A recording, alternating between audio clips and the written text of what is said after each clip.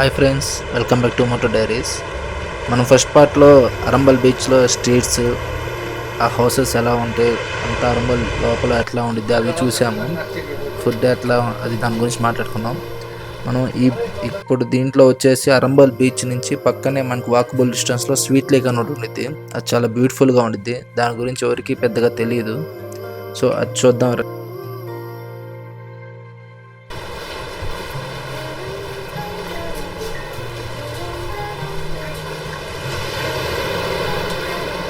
Hi. ఆ బీచ్కి వెళ్ళే దారి మొత్తం షాప్సే ఉంటాయి. బాగా షాపింగ్ చేసుకోవచ్చు, బాగా చిల్ అవ్వచ్చు, బాగుండిద్ది. అందరు ఎక్కువ మంది మన తెలుగులో వచ్చేసరికి ఎక్కువ బాగా కలంగుట్ బీచ్కే వెళ్తారు. అక్కడ బాగా ఓవర్ క్రౌడెడ్ ఉండిద్ది. కానీ ఈ బీచ్ని ట్రై చేయండి, అరంబల్ బీచ్. ఓన్లీ ఫారినర్సే ఉంటారు. చాలా పీస్ఫుల్గా ఉండిద్ది, బాగా చిల్ అవ్వచ్చు. బీచ్ కూడా చూడడానికి చాలా బాగుండిద్ది. కానీ మనకి బాగా కలంగుట్ బీచ్ లాగా ఇక్కడ వాటర్ గేమ్స్ అవేమి ఉండవు. క్రౌడ్ చాలా తక్కువ ఉండిద్ది, మీరు చూస్తేనే అర్థమైపోద్ది. దీంట్లో మనకి బాగా ఈ బీచ్కి వచ్చేసరికి ఈవినింగ్ సన్సెట్ అసలు సూపర్గా ఉండిద్ది, చాలా పీస్ఫుల్గా ఉండిద్ది. పొద్దున్నే ఫారినర్స్ ఇక్కడ ఎక్కువ రష్యన్సే ఉంటారు.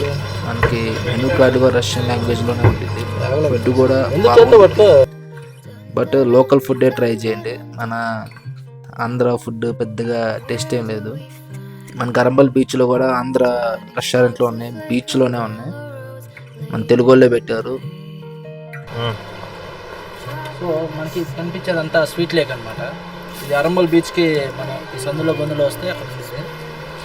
ఇక్కడ చాలా పీస్ఫుల్గా ఉండేది, బాగుంది. ఒకసారి మీ లొకేషన్ చూడండి, అది ఎంత ప్రశాంతంగా ఉందంటే.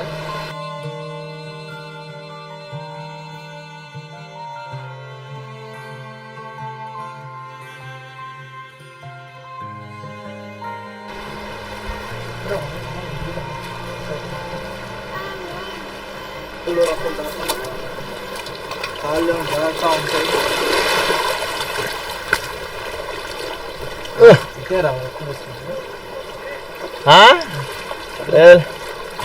లేదమ్మా, అటు కాదులేరు, అటు పైకి ఎడిపోతారు వాళ్ళు. పాప అటే ఆడబోతాం పైకి.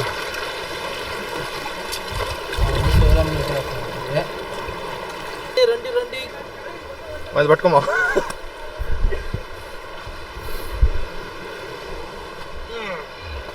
ఒక అంతర్జాతీయ కోట రహస్యం ఉన్నట్టుంది. ఈ రూట్ అనేది ఎవరికి తెలియదు అనమాట. మ్యాక్సిమం చాలామంది అరంబల్ బీచ్లోకి వచ్చేసి వెళ్ళిపోతారు. చూడండి అసలు ఎంత బాగుందంట. బాగు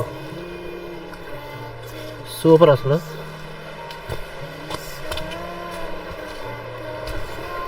ఎన్నోసార్లు వచ్చాం కానీ ఇటు రాలేదు.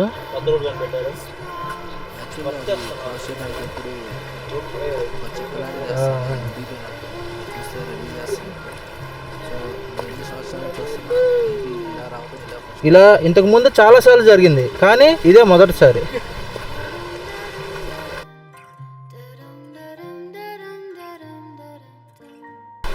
సో సేఫ్గా ల్యాండ్ అయ్యాం. ఇదే స్వీట్ లేక్. ఇక్కడ కూడా కొన్ని హోటల్స్ ఉంటాయి. సో ఇది చాలా క్రౌడ్ తక్కువ ఉండిద్ది. ఇక్కడ అలలు కూడా చాలా బాగుంటుంది. సన్సెట్ సూపర్ అసలు. ఇక్కడికి ఎలా రావాలంటే ట్రైన్ అయితే కన్నులు విందుగా, లేదంటే వాస్కోడి గామా, అక్కడి నుంచి పనాజీ రావాలి. పనాజీ నుంచి బస్ తీసుకొని వైఫై నుంచి మళ్ళీ వేరే బస్సు చేంజ్ అవ్వాలి. అంటే అరంబల్ ముఫ్సాలో ఉంటాయి బస్సులో. అక్కడికి వచ్చేసి మేమైతే రెగ్యులర్గా ఇప్పుడు ప్రతి ఇయర్ వెళ్తాము. ప్రతి సంవత్సరం అరంబల్ బీచ్కి వెళ్తాము. ఏ బీచ్కి వెళ్తాం. ఒకసారి ట్రై చేసాం బాగా కలంగుట్ బీచ్. ఆ గేమ్స్ అవన్నీ ఆడాం, బట్ ఒక్కసారి అంతే ఓవర్ క్రౌడెడ్గా ఉంది. సో అందుకని ఈ బీచ్కి వచ్చేసాం. మీరు పీస్ఫుల్గా చిల్ అవ్వాలంటే మాత్రం బెస్ట్ సజెషన్ అరంబల్. మీలో ఎంతమంది అరంబల్ బీచ్కి వెళ్ళారో కామెంట్ చేయండి. గోవాలో ఎక్స్పీరియన్సెస్ ఎలా జరిగాయి, మంచి అనుభవాలు ఉన్నాయా, చెడు అనుభవాలు ఉన్నాయా అన్నీ కామెంట్ చేయండి. ఎంతమా? మేము ఎవ్రీ ఇయర్ వచ్చినప్పుడల్లా ఒకే హోటల్లో రూమ్ తీసుకుంటాం. అది బీచ్ పక్కన జర్మన్ బేకరీ అని ఉంటుంది. మ్యాడ్ లేక్ హే 2 సినిమా అక్కడే తీశారు. నేను వాళ్ళకి ఆ వీడియోస్ చూపించాను. ఆ లింక్ ఆ సినిమా గురించి మొత్తం తెలుసుకొని వాళ్ళ ఫ్యామిలీ మొత్తానికి చూపించుకున్నారు. మా హోటల్లో సినిమా చూసి తీశారు అని. అచ్చా ఇదా వ్యూ. వద్దులే, అంత పెద్ద ఆకాశం అంత చందమామను పెట్టుకొని ఇటు పక్క ఎందుకు ఈ నక్షత్రాలు కదా. అచ్చా, సో ఇక్కడ కూడా స్టేయింగ్ ఉండవచ్చు. ఇక్కడ రూమ్స్ వచ్చేసి 1500 ఉంటాయి. సో మంచి వ్యూ పాయింట్ అయితే ఉండిద్ది, బీచ్ వ్యూ. ग्रीन ठीक है, उस तरफ जाके आए इसमें बैठो, 50 से रहता पूरा दिन बैठो आराम से, बैठ कर जाना फिर एक्स्ट्रा पूरा दिन बैठो आराम से।